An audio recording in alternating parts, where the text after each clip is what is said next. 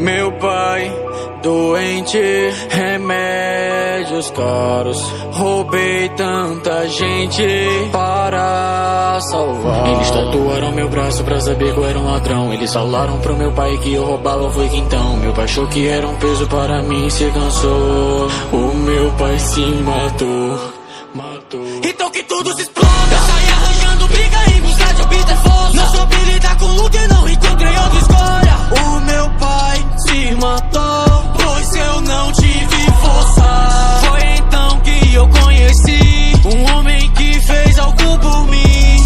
Ele e sua filha me acolheram. Eu vou protegê-los até o fim. Após os anos se passarem, o dojo do meu mestre eu que vou herdar. Foi o que prometo, vamos nos casar. Eu vou te proteger e sempre vou te amar. Homens são piores e demônios, eu me culpei ao ver. Envenenaram eles. Por quê?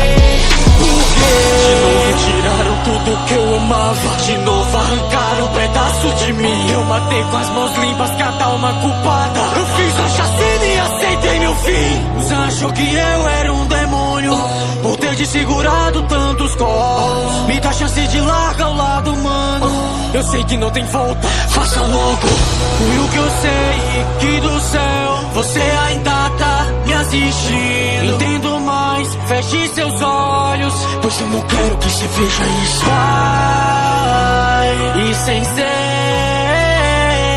eu quero que se lembrem de quem eu era e não do monstro que hoje eu me tornarei. Justo Shisekai, Hakai Satsu. O que você vai fazer quando seu corpo baixir? Então se junte comigo, venha se tornar um líder. Você não vai dar fraco que encontro no meu caminho. O meu espírito de luta é o que me mantém vivo. Eu tenho ser o mais forte, eu não morrerei. O superior.